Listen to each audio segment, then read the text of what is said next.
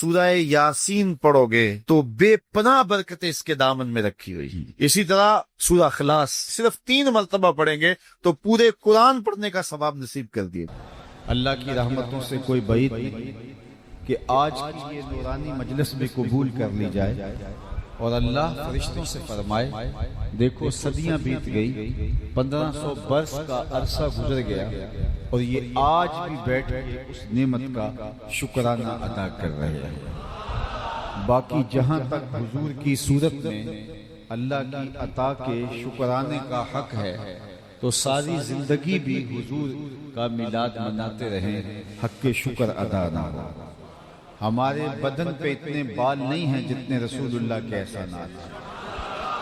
ہمارا ایک ایک عضو بدن قرض رسالت میں جکڑا ہوا ہے. تو یہ ہماری خوش بختی ہے کہ ہمیں حضور نصیب ہوئے. آج دنیا کی آبادی 8 کروڑ کے 8 ارب کے قریب ہو گئی. 8 ارب کو دنیا کی آبادی چھو رہی ہے اور دنیا کے اوپر الہامی اور غیر الہامی مذاہب ان کی تعداد اگر آپ دیکھیں تو 500 سے متجاوز ہے. 500 سے زیادہ مذہب دنیا کے مختلف خطوں میں پائے جاتے ہیں اور 8 ارب دنیا کی آبادی ہو گئی. میں اور آپ مسلمانوں کے گھر میں پیدا ہوئے تو یہ اتفاق نہیں تھا، یہ ہماری کسی محنت کا ثمرہ نہیں تھا. ہم نے کوئی ٹوکن نہیں دیا تھا کہ نتیجتاً ہمیں مسلمانوں کے گھر میں پیدا کیا گیا. یہ محض اللہ کا کرم ہے کہ حضور کا غلام بنایا گیا. ساری زندگی اس کا شکرانہ ادا کرتے رہے، حق کے شکر ادا نہ ہو. میری خوش قسمتی میں تیرا امتی، یہ میرے مقدر یہ آپ کے مقدر. بری نازم کے ہستم امت تو گناہ گارم و لیکن خوش نصیب. یہ میری اور آپ کی فیروز بختی ہے کہ ہمیں حضور کا غلام بنایا گیا ہے. جب ہم لفظوں سے شناخت نہیں رکھتے تھے، لہجوں کی پہچان نہیں تھی، ماں کی بولی بھی نہیں جانتے تھے، ہمارے کان میں عربی کی اذان دلوائی گئی. جب ہم اپنی مادری زبان بھی نہیں جانتے تھے تو گویا یہ ہمیں مبارکباد پیش کی گئی، مبارک ہو تم حضور کے غلام بن کے آئے. شاہوں سے ملا ہے نہ تونگر سے ملا ہے، اللہ کا عرفان اسی گھر سے ملا ہے. اوروں کو ملا ہے تو مقدر سے ملا ہے، مجھ کو تو مقدر بھی تیرے در سے. تو یہ ہمارے وقت کے ہمیں حضور کی غلامی کا اعزاز نصیب ہوا. یہ ہمارے لیے اعزاز ہے، ورنہ لوگوں نے تمنائیں کی، آرزویں کی. کتب میں 12 نبیوں کی تمناؤں کا ذکر ہے جنہوں نے حضور کی امت میں ہونے کی تمنا کی. ہر نبی حضرت سیدنا علی المرتضی رضی اللہ تعالیٰ عنہ مولا کائنات مولا کل جہاں فرماتے ہیں کہ ہر نبی نے، ہر پیغمبر نے اپنی امت کو حضور علیہ السلام کے بارے میں بتایا کہ وہ آنے والے ہیں. ہر پیغمبر نے حضور علیہ السلام کی نشانیاں بتائیں اپنی امت کو. اللہ کوئی کہہ رہا ہے ربنا وابعث فیہم رسولا، مالک آنکھیں بوڑھی ہو گئی ہیں کب آئے گا، انتظار کر رہے ہیں. کوئی کہہ رہا ہے لیسا بفظ ولا بغلظ، وہ ترش مزاج نہیں ہوگا، وہ سخت لہجہ نہیں رکھنے والا ہوگا، بس وہ آیا چاہ رہا ہے. حضرت عیسیٰ نے تو نام تک بتا دیا، مبشرا برسول یاتی من بعد اسمہ احمد. لوگوں میں نام بھی بتاتا ہوں، اس کا نام احمد ہوگا. ایک حواری کھڑا ہو گیا، حضرت جس کے قصیدے آپ بھی پڑھ رہے ہیں کہ آپ سے بھی افضل ہوگا؟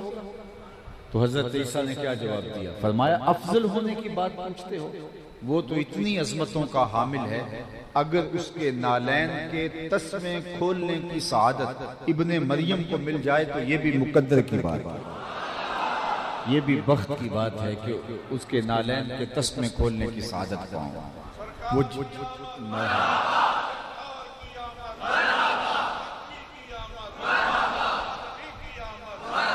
وہ جس کے ذکر سے داؤد نے نغمہ سرائی کی، وہ جس کے نام پر شاہ سلیمان نے گدائی کی. دل یحییٰ میں رہ گئے ارماں جس کی زیارت پہ، لب عیسیٰ پہ آئے باز جس کی شان رحمت پہ، جو بن کے روشنی پھر دیدہ یعقوب میں آیا.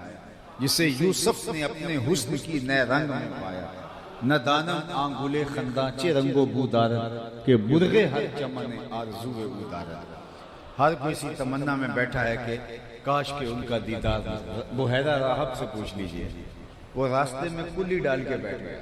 اس نے اپنے مذہب کی کتابوں میں پڑھا تھا کہ نبی آخر زمان کا یہاں سے گزر ہوگا، وہ وہیں بسیرا کر لیتا ہے۔ وظیفہ کیا کرتا ہے؟ روزانہ صبح کو مکان کی چھت پہ چڑھ جاتا ہے اور حجاز سے آنے والے قافلوں کی راہیں تکتا رہتا ہے، شام کو اترتا ہے، صبح پھر چڑھ جاتا ہے۔ زندگی بیت گئی ان راہوں کو تکتے ہوئے جن راہوں سے حضور نے گزر کے آنا تھا۔ شب ہجر کی سختیاں کوئی اس سے جا کے پوچھے، شب ہجر کی سختیاں کوئی اس سے جا کے پوچھے، تیری راہ تکتے تکتے جسے صبح ہو گئی ہے۔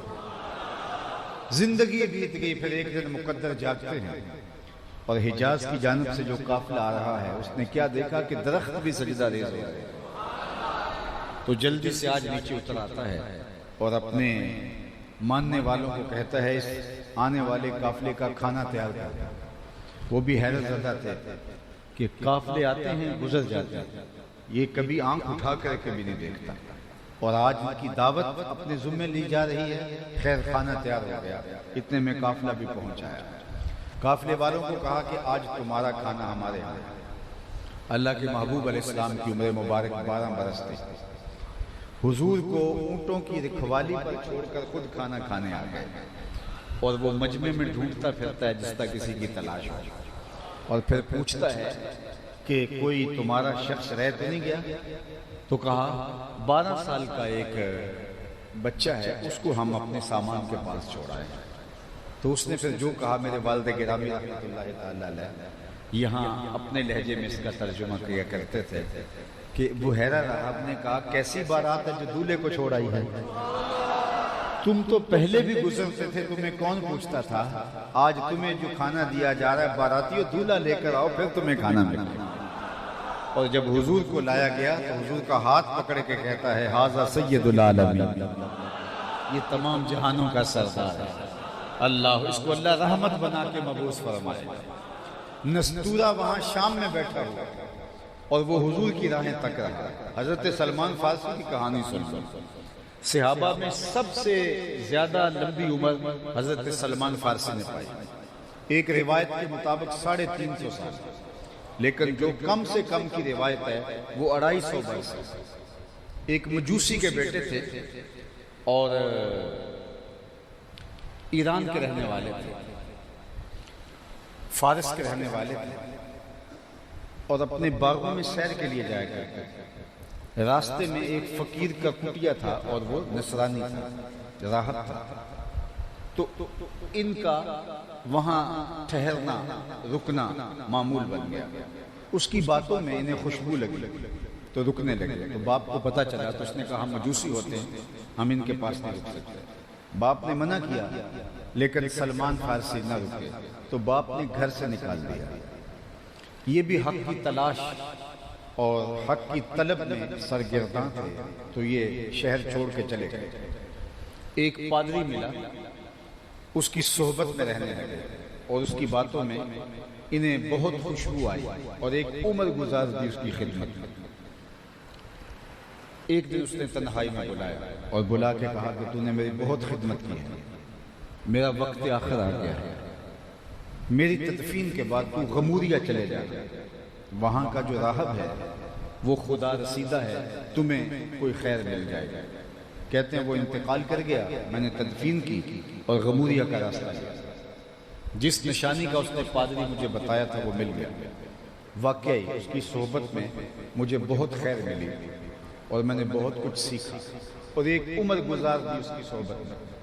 ایک دن اس نے مجھے تنہائی میں بلایا اور بلا کے کہنے لگا کہ میرا وقت آخر آ گیا ہے اور اب کوئی ایسا شخص نہیں ہے جس کی طرف میں تجھے بھیج سکوں، عیسائیت کی بساط سکڑ گئی، نبی آخر الزمان کا ظہور ہونے والا ہے، اور میری تدفین کے بعد اگر تو یثرب چلا جائے تو وہ ان کی ہجرت گاہ ہو۔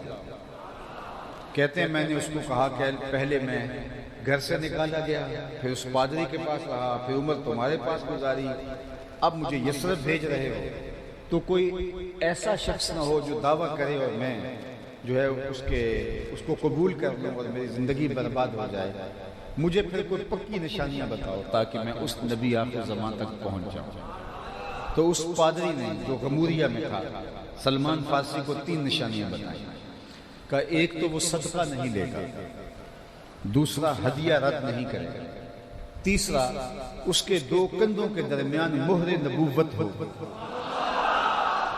کہتا ہے میں نے اچھے سے نشانیاں یاد کر دی اور وہ انتقال کر گیا. اس کی میں نے تدفین کی، رختے سفر باندھا اور یثرب کی جانب عازم سفر ہوا. مجھے ایک قافلہ ملا جو یثرب جا رہا تھا. میں نے ان کو کہا کہ میرے ارادے بھی ادھر کے ہیں تو مجھے ساتھ لے لو. انہوں نے مجھے ساتھ لے لیا، لیکن میرے اوپر زیادتی یہ کی کہ مجھے اپنا غلام بنا لیا. لیکن مہربانی کی کہ بیچا جا کے مدینے میں. ایک یہودی نے مجھے خرید لیا تھا اور میں اس کے باغ کو گوڈی کرتا، اس کے کھیتوں کی دیکھ بھال کرتا اور اس دن کے انتظار میں لیل و نہار کاٹ رہا تھا جس دن حضور تشریف لائے. اللہ اکبر. کہتے ہیں وقت گزرتا چلا جا رہا تھا، وہ لمحے نہیں آ رہے. ایک دن میں کھجوریں توڑ رہا تھا کہ فضاؤں میں خوشبو پھیل جاتی ہے، ہر سمت سے طالع البدر علینا کی صدائیں گونجنے لگتی ہیں. میں بے تابی سے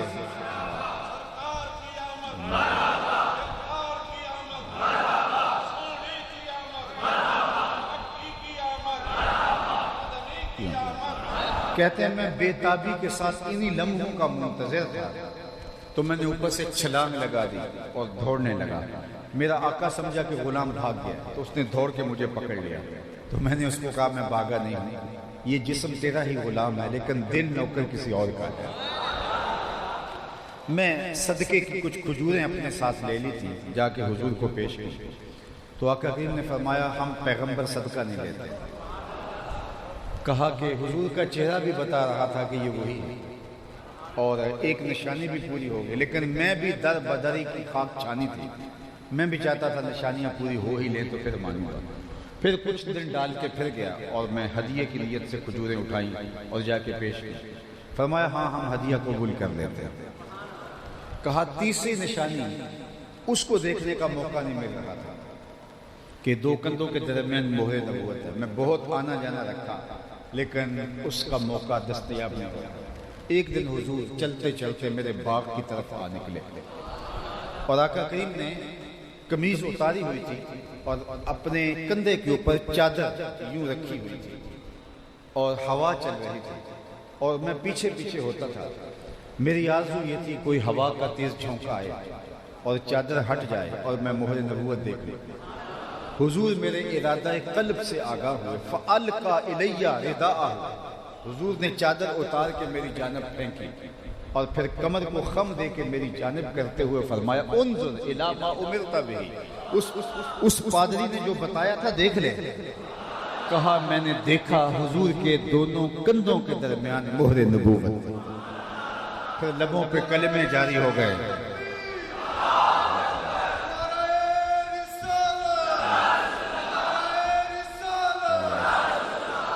پھر لبوں پہ کلمہ جاری ہو گیا.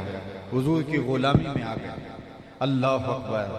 اور پھر کوئی حضرت سلمان سے پوچھتا تھا تمہارا نام کیا ہے تو وہ کہتے سلمان بن اسلام. میں فرزند اسلام، میں اسلام کا بیٹا، میری اور کوئی شناخت نہیں. پھر ایک دن حضور نے ایسے ہاتھ پھیلائے. میں لوگوں سن لو سلمان منا اہل البیت. سلمان آج کے بعد میرے اہل بیت میں شامل ہے. عزتیں دی. لوگوں نے عمریں کاٹ دی حضور کے انتظار میں. عمریں کاٹ دی. زمانے لد گئے. راہوں کو تکتے رہے. ہم نے تو کوئی انتظار نہیں کیا. ہم نے تو کوئی مشقت نہیں کاٹی. ہم نے تو رت جگہ نہیں کاٹا. ہم نے کوئی انتظار کی گھات نہیں لگائی. ہم سوئے تھے مقدر جاگ اٹھے. ہمارے والد مسجد سے مولانا کو بلا لائے. انہوں نے کان میں آ کے اذان دی. گویا مبارک تھی. مبارک ہو تو حضور کا نوکر بن کے آ رہا ہے. محمد جانے جانا ہے پیغمبر ہو تو ایسا ہو. محمد جانے جانا ہے پیغمبر ہو تو ایسا ہو. رسولوں کی بشارت سے مبشر ہو تو ایسا ہو. امر توقیر کا سب کو موقر ہو تو ایسا ہو.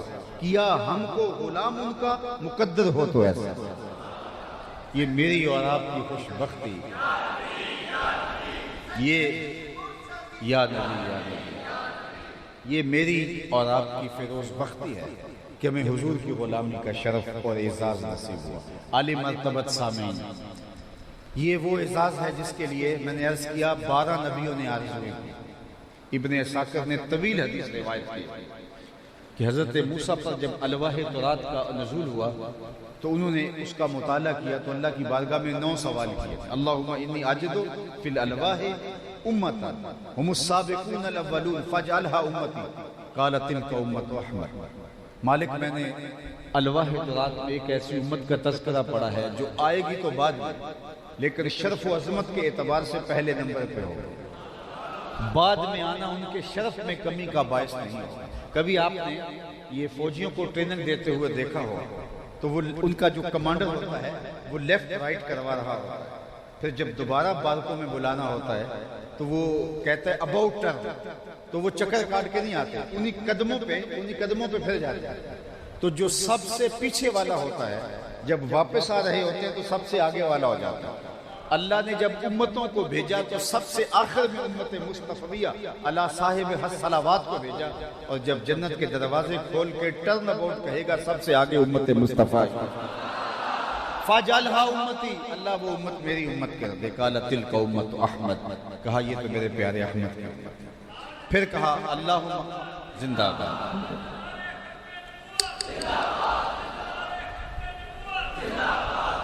پھر عرض کی اللہم انی اجد فی الالواح امتا، اس کی آواز تھوڑی کم کر کے، اللہم انی اجد فی الالواح امتا اناجیلہم فی صدورہم یقرؤونہا ظاہرا. مالک میں نے ایک ایسی امت کا تذکرہ پڑھا ہے جن کی انجیلیں ان کے سینوں کے اندر ہوں اور وہ بن دیکھے پڑھیں. پچھلی امتوں میں کتاب اللہ کا حافظ صرف پیغمبر ہوتا ہے، اسی لیے ان کتابوں میں تحریف راپ آ گئی، بعد والے حفاظت نہ کریں. اور اللہ نے اپنی حفاظت کے ذمے پچھلی کتابوں کو نہیں لیا. یہ ختم نبوت کے نام سے نعرہ لگا تو سن لیجیے، جتنی بھی کتابیں ہیں اللہ نے نازل کی ہیں وہ اللہ کی منزل تھی نا، لیکن اللہ نے کسی کتاب کی حفاظت اپنے ذمہ کرم پہ نہیں لی. قرآن کی حفاظت اپنے ذمہ کرم پہ لی. کیوں؟ وہ کتابیں بھی تو اللہ کی کتابیں تھیں. دوسرا مسئلہ سنیے، جتنے بھی پیغمبر تھے سب اللہ کے فرستادہ تھے، لیکن اللہ نے کسی کی حفاظت اپنے ذمہ کرم پہ نہیں لی. حضور کی حفاظت اپنے ذمہ کرم پہ لی. واللہ یعصمک من الناس، محبوب تیری حفاظت ہمارے ذمہ رہی. ایک چمڑے کے خیمے میں حضور تشریف فرما تھے. ایک صحابی تلوار لیے حضور کے پہرے پر معمور تھا کہ یہ آیت کریمہ نازل ہوئی، واللہ یعصمک من الناس. حضور نے خیمے سے سلینڈر باہر نکالا اور پہرے پہ کھڑے ہوئے صحابی کو کہا تم چلے جاؤ، میری حفاظت میرے رب نے اپنے ذمہ کرم پہ لے لی. حضور کا بال بھی تو بھیگا نہیں. کیوں؟ اس لیے کہ اللہ کی حفاظت ہے. سوال یہ ہے کہ باقی پیغمبر بھی تو اللہ کے ہی تھے، لیکن اللہ نے ان کی حفاظت کیوں اپنے ذمہ نہیں لی؟ لوگوں نے نبیوں کو شہید کر دیا. وَيَقْتُلُونَ النَّبِيِّينَ بِغَيْرِ الْحَقِّ، 70 نبی شہید کیے بنی اسرائیل. حضرت زکریا کے سر پہ آرا رکھ کے پاؤں تک چیر دیے گئے. حضرت یحییٰ کے گردن کاٹ کر کے تشتری میں رکھ کے بادشاہ وقت کو پیش کی گئی. وہ بھی تو پیغمبر تھے، لیکن اللہ نے ان کی حفاظت اپنے ذمہ کرم پہ نہیں لی. نبی شہید ہو گئے. حضور کی حفاظت اللہ نے اپنے ذمہ کرم پہ. آخر کیوں؟ ایک سوال بنتا ہے. باقی بھی کتابیں اللہ کی اتاری ہوئی، اللہ نے ان کتابوں کی حفاظت اپنے ذمہ کرم پہ نہیں لی، اس لیے تحریف راپ آ گئی. قرآن کی حفاظت اس نے اپنے ذمہ کرم پہ لی. آخر کیوں؟ تو اس کا جواب ختم نبوت کی دلیل ہے، اور وہ یہ کہ اگر کسی کتاب میں تحریف راپ آ جاتی ہے تو کوئی بات نہیں، نئی کتاب آنے والی ہے. قرآن میں تحریف اس لیے راہ نہیں پا سکتی کہ قرآن کے بعد کوئی کتاب نہیں آنے والی. کسی پیغمبر کو شہید کر دیا جاتا ہے تو کوئی بات نہیں، اس کی جگہ لینے کے لیے نیا رسول اور نیا پیغمبر آنے والا ہے. تو حضور کی حفاظت اس لیے لازم رہی کہ اگر حضور کو نقصان پہنچتا ہے تو اتمام دین کون کرے گا، اتمام توحید کون کرے گا. تو حضور کی حفاظت اللہ کے ذمہ کرم پہ ہونا، قرآن کی حفاظت اللہ کے ذمہ کرم پہ ہونا، یہ ختم نبوت کی دلیل ہے. فَبِأَيِّ حَدِيثٍ بَعْدَهُ يُؤْمِنُونَ، قرآن کے بعد تو کوئی حدیث نہیں ہے، کوئی قول اترنے والا نہیں ہے، کوئی کلام نہیں اترنے والا، تو پھر کس پر ایمان لاؤ گے؟ تو انسانیت کے لیے ہدایت کا سرچشمہ باقی رہے۔ اور دوسری بات میں اور عرض کرنا چاہوں گا اگر آپ کی توجہ ہو، اور وہ یہ کہ کسی نبی کی قبر انور اس دنیا کے اوپر جو موجود ہے اس کے بارے میں حتماً نہیں کہا جا سکتا کہ اس کی قبر ہے۔ حضرت ایوب علیہ السلام کا مزار سلالہ میں بھی ہے، میں حاضر ہوا۔ اسی طرح آپ کا مزار ترکی میں بھی ہے، میں حاضر ہوا۔ اس طرح مختلف انبیاء کی قبریں مختلف ممالک کا دعویٰ ہے کہ یہ ہمارے پاس ہے، دوسرا کہتا ہے اسی نبی کی قبر کہ نہیں یہ ہمارے پاس ہے۔ حتمی طور پہ آپ کسی نبی کے بارے میں یہ نہیں کہہ سکتے کہ یہ اسی کی قبر ہے، لیکن میرے اور آپ کے آقا و مولا کا روضہ پورے یقین کے ساتھ جب کھڑے ہوتے ہیں، آپ تیقن کے ساتھ کہہ رہے ہوتے ہیں کہ یہ میرے حضور کا ہی روضہ ہے۔ بلکہ سنیے امام مالک نے کیا کہا، امام اعظم ابو حنیفہ، امام شافعی، امام احمد بن حنبل، یہ تینوں ائمہ کہتے ہیں اگر کوئی حضور کے روضے پہ جائے تو یہ کہے کہ میں حضور کے روضے پہ جا رہا ہوں، روضہ انور سے ہو کے آئے تو کہے کہ میں حضور کے روضہ انور کی زیارت کر کے آ رہا ہوں۔ یہ تین ائمہ کا قول ہے، لیکن امام مالک کہتے ہیں نہیں، اگر کوئی حضور کے روضے پہ جائے تو یہ کہے میں حضور کو ملنے جا رہا ہوں۔ اگر کوئی حضور کے روضہ انور سے ہو کے آئے تو یہ نہ کہے کہ روضے سے ہو کے آیا ہوں، بلکہ یہ کہے میں حضور سے مل کے آیا ہوں۔ اللہ اکبر! تو یہ ختم نبوت کی دلیل ہے، اور آج بھی ہم جب دکھ زیادہ ہوتے ہیں حضور کی دہلیز پہ چلے جاتے ہیں اپنے دکھڑے سنانے کے لیے، اپنے درد سنانے کے لیے۔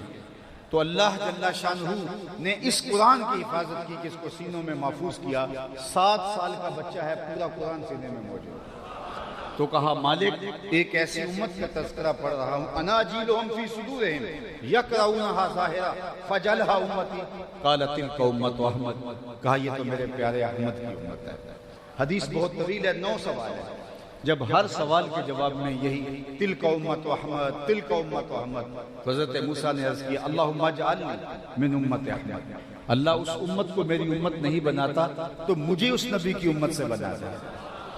تمنائیں کی، آرزویں کی، اور حضور کی امت میں ہونے کی نبیوں نے جو ہے وہ خواہشیں کی، ہم نے کوئی خواہش نہیں کی۔ ہماری خوش قسمتی کہ ہم حضور کے غلام ٹھہرے۔ تو جب اتنا بڑا اعزاز اللہ نے ہمیں دیا جس کے لیے نبی آرزویں کرتے تھے، اللہ اکبر، تو مجھے یہ بتائیے کہ ہم اس پر پھر فخر کیوں نہ کریں۔ ایک دن صحابہ تشریف فرما تھے، بیٹھے تھے، مجلس جمی تھی۔ ایک نے کہا حضرت آدم علیہ السلام کی بڑی شان ہے، وہ ابو البشر ہیں، انسانیت کا نقطہ آغاز۔ دوسرے نے کہا کیوں نہیں، لیکن شان حضرت ابراہیم کی کون سی تھوڑی ہے، جد الانبیاء ہے۔ اللہ اکبر! اللہ جل شانہ کی رضا کے لیے بے خطر نارے نمرود میں کود جانے والے اللہ کے پیغمبر، کیا شان ہے۔ ایک نے کہا حضرت موسیٰ کی بہت شان، ایک نے کہا حضرت عیسیٰ کی شان بڑی ہے، بن باپ کے پیدا ہوئے۔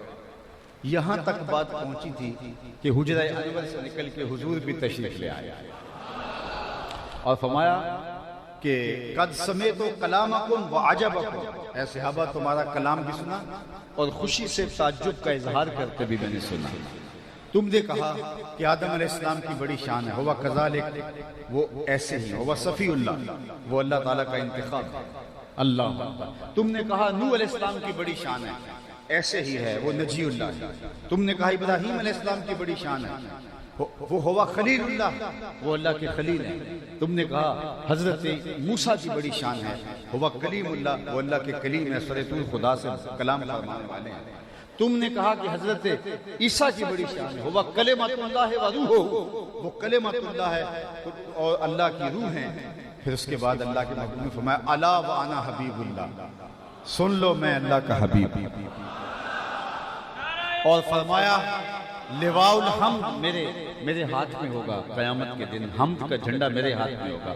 اور جن سب نبیوں کا تم نے ذکر کیا، آدم علیہ السلام سے لے کر حضرت عیسیٰ تک، یہ سارے میرے جھنڈے کے سائے تک، ولا فخرہ، اور میں اس پہ فخر نہیں کرتا۔ یہاں مولا علی قاری نے نقطہ اٹھایا، کیا خوب ذرا عالی قدر علماء کی ضیافت طبع کی نظر کرتا ہوں، علماء نے کہا کہ جب پیغمبر جھنڈے کے سائے تلے کھڑے ہوں بات تو فخر کی بنتی ہے، کرتے کیوں نہیں؟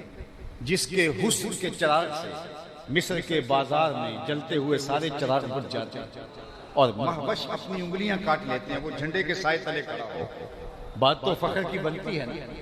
سرے طول خدا سے ہم کلام ہونے والا کلیم اللہ جھنڈے کے سائے تلے کھڑا ہو، بات تو فخر کی بنتی ہے نا۔ بن باپ کے پیدا ہونے والا، پاؤں کی ٹھوکر سے مردوں کو زندگی دینے والا، آنکھوں پہ انگلیاں رکھے تو روشنی اتر آئے، نابینوں کو جو ہے وہ نور بخشنے والا پیغمبر جھنڈے کے سائے تلے کھڑا ہو، بات تو فخر کی ہے نا۔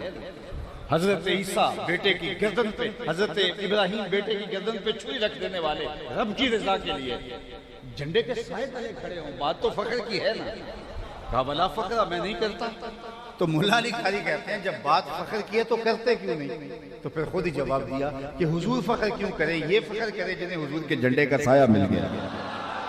یہ میرے لیے فخر کی بات نہیں، یہ ان کے لیے فخر کی بات ہے۔ فخر کا دل میں دریچہ باز کرنا چاہیے، جن کا تو آقا ہے ان کو ناز کرنا چاہیے۔ اللہ اکبر، ذرا غور کیجیے، جن کا تو آقا ہے ان کو ناز کرنا چاہیے۔ تو جب حضور کے جھنڈے کے سائے تلے ہونا نبیوں کا فخر ہے تو ہم امتی ہیں، ہمیں فخر کریں۔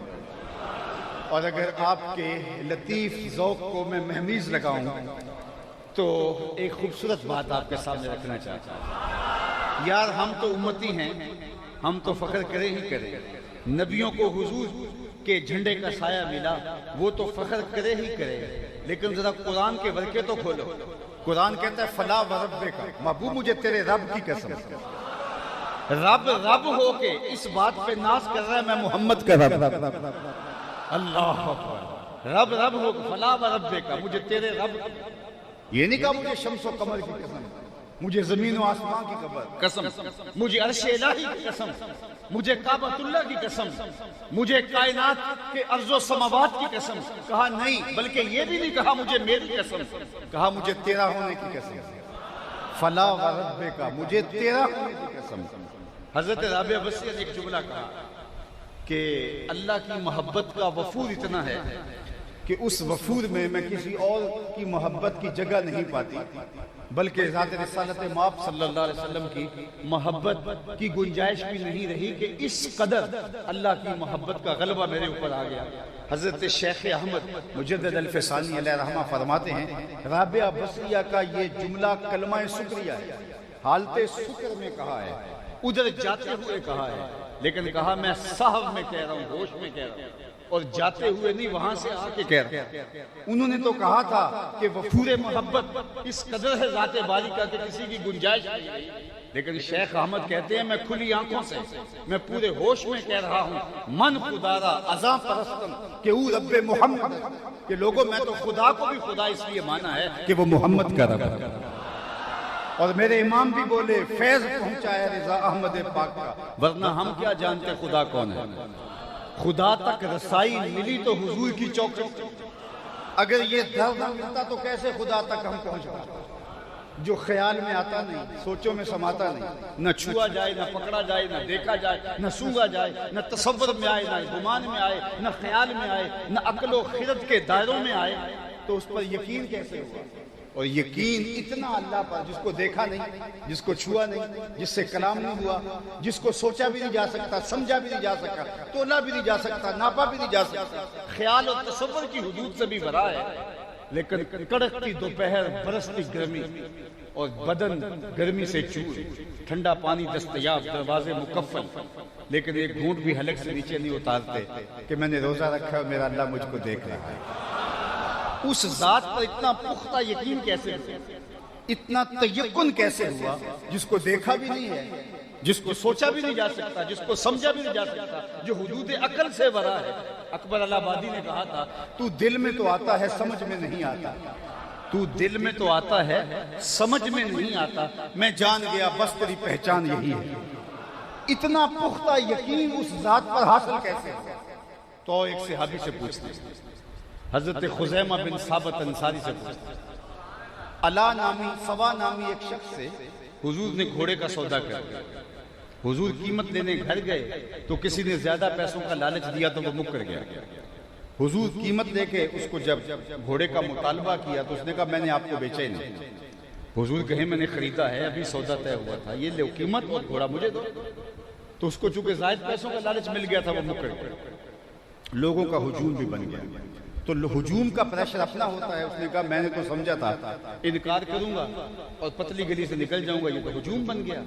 تو اس نے کہا اچھا جی آپ کا دعویٰ ہے کہ میں نے گھوڑا خریدا ہے اور میرے بارے میں آپ کہہ رہے ہیں کہ میں نے بیچا ہے, تو میں مان نہیں رہا اور آپ اس کا کہہ رہے ہیں. تو جب دو آدمیوں کے مابین یوں نزاع بن جائے تو آپ کی شریعت کیسے فیصلہ کرتی ہے؟ تو حضور نے فرمایا میری شریعت یہ کہتی ہے جو شخص مدعی ہے وہ گواہ لائے. والیمین علی من انکر, جو انکار کرتا ہے وہ قسم دے. اس نے کہا بات ختم. اگر آپ نے مجھ سے گھوڑا خریدا تو گواہ لائے, نہیں تو میں قسم دے دیتا. مکر تو گیا تھا, قسم دینا کیا مشکل تھا اس کے لیے, اور اس کو پتا تھا موقع کا گواہ کوئی نہیں. اس نے کہا جی آپ کی شریعت کے مطابق فیصلہ کر دیتے ہیں, آپ گواہ لے آئیں, چلو دو نہیں ایک ہی لے آئیں, اور نہیں تو میں قسم دے دیتا ہوں. اب اتفاق سے گواہ کوئی نہیں تھا, لیکن جب اس نے گواہ کا مطالبہ کیا تو مجمع میں موجود حضرت خزیمہ بن ثابت انصاری آگے آیا, سینے پہ ہاتھ رکھا اور سوا نامی شخص سے مخاطبت کرتے ہوئے فرمایا گواہ مانگتا ہے, میں گواہی. جتنے میں حضور کہہ رہے اتنے میں سودا ہوا اور حضور نے خریدا. اچھا اس نے مفت تو دیا نہیں تھا, بس وہ مکر گیا تھا, پھسل گیا تھا.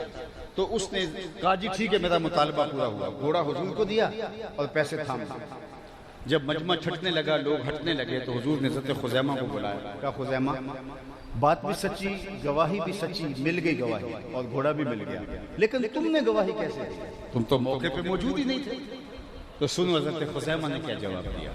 اللہ, حضرت خزیمہ نے عرض کی یا رسول اللہ یہ گھوڑا کیا ہوتا ہے, آپ کے کہنے پہ رب کی گواہی نہیں دیتی. آپ نے کہا تھا ہے, ہم نہ سوچ میں آئے, نہ خیال میں آئے, نہ وہم میں آئے, نہ تصور میں آئے, نہ ناپا جائے, نہ تولا جائے, نہ سمجھا جائے, نہ سوچا جائے.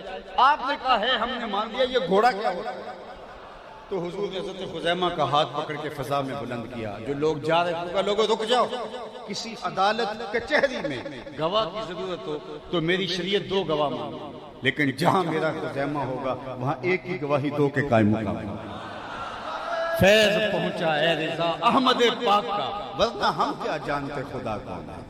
قرآن مجید کا ایک اسلوب دیکھ لیجیے اور میری تقریر جو ہے وہ اختتام کو پہنچ جائے گی. میں اس بات کو محسوس کر رہا ہوں کہ وہاں نیچے اوپر چھتوں پہ اور گلیوں میں لوگوں کا ہجوم ہے اور گرمی کی بھی شدت ہے. قرآن مجید کا ایک اسلوب دیکھ لیجیے. وَإِذَا سَأَلَكَ عِبَادِي أَنِّي فَإِنِّي قَرِيبٌ. ذرا اس کا لطف لے لیجیے اور گفتگو اختتام کو. اے حبیب میرے بندے تیرے پاس آ کے میرا پوچھتے ہیں. ذرا توجہ چاہیے. میرے بندے تیرے پاس آتے ہیں اور پھر میرا پوچھتے ہیں. گلیوں کی, بازاروں کی, چوکوں چوراہوں کی, جنگلوں کی, صحراؤں کی, دریاؤں کی, پہاڑوں کی خاک چھانتے چھانتے محبوب تیرے پاس آتا اور تیرے سے آ کے میرا پوچھتے ہیں. بندے میرے ہیں, آتے تیرے پاس ہیں اور تیرے پاس آ کے پوچھتے پھر میرا. اللہ فَإِنِّي قَرِيبٌ. اے محبوب میرے بندے جب تیرے پاس آ کے میرا پوچھیں, فَإِنِّي قَرِيبٌ, ان آنے والوں کو بتلا دے میں دور نہیں نیڑے. جب میرے بندے مجھے ڈھونڈتے ڈھونڈتے تیرے تک آ گئے. فا تاکیبیہ کے بعد علماء نے کہا کل مقدر ہے, تو اس کا معنی یہ ہوگا فَقُلْ إِنِّي قَرِيبٌ. ان آنے والوں کو تسلی دے دے, بتا دے کہ تم سچی طلب میں نکلے ہو, مل جائے گا. تم جس کی تلاش میں نکلے ہو اس کو پالو. فَإِنِّي قَرِيبٌ, میں دور نہیں ہوں, نیڑے ہوں. یہ ہے کل کے مقدر ماننے سے مانا. لیکن صوفیہ فرماتے ہیں کل مقدر ماننے کی ضرورت ہی کیا ہے, معنی سیدھا ہے. علماء نے کہا نا کل مستتر ہے. فَقُلْ إِنِّي قَرِيبٌ, آنے والوں کو کہہ دے محبوب کہ میں رب دور نہیں نیڑے ہوں. لیکن صوفیہ کہتے ہیں کہ کل مقدر کیوں ماننا ہے, بات ہی سیدھی ہے. محبوب میرے بندے مجھے ڈھونڈتے ڈھونڈتے جب تیرے تک آ جائیں, تو محبوب جب تیرے تک آ جائے میں پھر بھی دور ہوں. جب میرے بندے مجھے ڈھونڈتے ڈھونڈتے تیرے تک آ گئے, محبوب جو تیرے تک آ گئے وہ میرے تک آ گئے. تیرے تک پہنچنا ہی تو میرے تک پہنچنا ہے نا, اور تیرے پاس آ کے میرا پوچھ رہے ہیں. اقبال کا یہاں لہجہ دیکھیے, یہاں رکیے گا, مجھے فرصت دیجیے گا. اقبال کا یہاں لہجہ دیکھیے. خضر بتلائے تو کیوں کر بتلائے, اگر ماہی پوچھے کہ دریا کا ہے.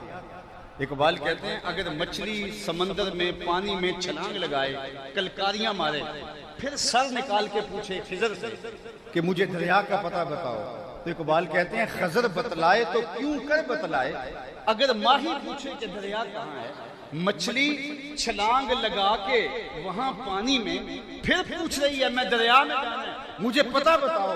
اقبال کہتے ہیں کہ اس کو خضر کیا بتائے گا، محبوب تیرے پاس آ کے پھر میرا پوچھ رہے ہیں، جو تیرے ڈیرے تک آگے ہیں وہ میرے تک آگے ہیں، کیونکہ تیرے تک پہنچنا ہی میرے تک پہنچنا ہے۔ اور بریلی سے آواز آئی بخدا خدا کا یہی ہے در، نہیں اور کوئی مفر مکر، جو وہاں ہو یہیں آگے ہو، جو یہاں نہیں وہ وہاں نہیں، وہی لا مکان کے مکی ہوئے سر عرش تخت نشی ہوئے، یہ نبی ہیں جس کے ہیں وہ مکان، وہ خدا ہے جس کا مکان نہیں۔ تو حضور علیہ السلام خدا تک رسائی کا ذریعہ ہے۔ اگر اس در تک رسائی نصیب نہ ہوتی، ایک فقہی جزیہ میرے ذہن میں آ گیا، علماء نے کہا کہ اگر کوئی شخص مرنے لگا ہے، اس کے پاس اتنا تھوڑا وقت ہے کہ اگر وہ لا الہ الا اللہ پڑھتا ہے روح قبض ہو جاتی ہے، محمد رسول اللہ پڑھتا ہے روح قبض ہو جاتی ہے، تو دو جملوں میں سے ایک ہی جملہ پڑھ سکتا ہے، یا لا الہ الا اللہ پڑھ لے اور روح قبض ہو جائے، یا پھر محمد رسول اللہ پڑھے تو روح قبض ہو جائے۔ تو اب کیا کرے؟ اگر وہ لا الہ الا اللہ پڑھ کے فوت ہو گیا تو اس کا جنازہ وغیرہ نہیں ہوگا، چونکہ پتہ ہی نہیں آگے کیا کہنے والا ہے۔ لیکن اگر اس تھوڑے وقت میں اس نے صرف محمد رسول اللہ پڑھ لیا تو اس کا لا الہ الا اللہ مان لیا گیا۔ اللہ اکبر۔ تو بخدا خدا کا یہی ہے در، نہیں اور کوئی مفر مکر، جو وہاں ہو یہی آگے ہو، جو یہاں نہیں ہو۔ تو اللہ جل شانہ اس عالی شان مسجد کو سلامت رکھے۔ حضرت بتا رہے تھے کہ کروڑوں روپے لگ گئے اور ابھی یہ سلسلہ جاری ہے۔ یہ خوبصورت مسجد جس کو دیکھ کر کے قلبی فرحت ہوتی ہے۔ مجھے روح البیاں میں علامہ حقی نے ایک واقعہ لکھا ہے، وہ عرض کرنا ہے اس مسجد کے حوالے سے۔ فرماتے ہیں جب کعبۃ اللہ کی تعمیر ہو گئی، معماران حرم اللہ کے دو پیغمبر اللہ کے گھر کی تعمیر کر رہے تھے، تو جب تعمیر مکمل ہو گئی تو جب تعمیر مکمل ہوتی ہے تو بہت سارا میٹیریل بچ جاتا ہے، پتھر کے ٹکڑے، سنگ ریزے، ریت کے ذرے، بہت کچھ بچ گیا اور مطاف میں بکھرا پڑا۔ تو بارگاہ ہزدی میں عرض کی مالک اس کا کیا کرے؟ دفن کر دیں، پانی میں سمندر میں بہا آئیں، پہاڑوں پہ پھینک دے، کیا کریں؟ تو فرمایا نہیں، اس سب کو جمع کر کے ایک ڈھیر لگا دو، اس کا انتظام ہم خود کرتے ہیں۔ تو مطاف میں ان کنکروں کا، سنگ ریزوں کا، پتھر کے ٹکڑوں کا، کنکروں کا اور ریت کے ذروں کا ایک ڈھیر لگ گیا۔ پھر جبریل امین حاضر خدمت اور انہوں نے اپنا پر بچھا دیا، وہ سارے ذرے اور وہ سارے سنگ ریزے اور ساری ریت ان کے پر پہ ڈال دی۔ جبریل ان سب کو لے کے اڑے، جب افق کے برابر ہوئے تو پر جھٹک گئے اور وہ ریزے، وہ سنگ ریزے، وہ کنکر، وہ ریت کے ذرے پوری دنیا پہ بکھر گئے۔ کہتے ہیں جہاں جہاں کوئی سنگ ریزہ گرا تھا وہاں وہاں مسجد بنے گی، جہاں جہاں کوئی ریت کا ذرہ گرے گا وہاں مسجد بنے گی۔ تو کوئی کنکر یہاں بھی گرا تھا، شاہ پر جبریل، اور آج یہ خوبصورت مسجد منصہ شہود پہ آئی۔ اللہ اس مسجد کو قیامت تک آباد رہے، اس مسجد کی رونقیں سلامت رہے، یہاں سے درود و سلام کی صدائیں گونجتی رہے، حضور کے نام کی پکار پوری دنیا پہ جاتی رہے۔ اللہ حضرت کے سائے کو سلامت رکھے، عالی مرتبت علماء کے وقار میں اضافہ کرے۔ یہ دستور زباں بندی ہے کیسا تیری محفل میں، یہاں تو بات کرنے کو ترستی ہے زباں میری، بلکہ اقبال نے کہا حکایت بود بے پایاں، با خاموشی ادا کر دم و آخر دعوانا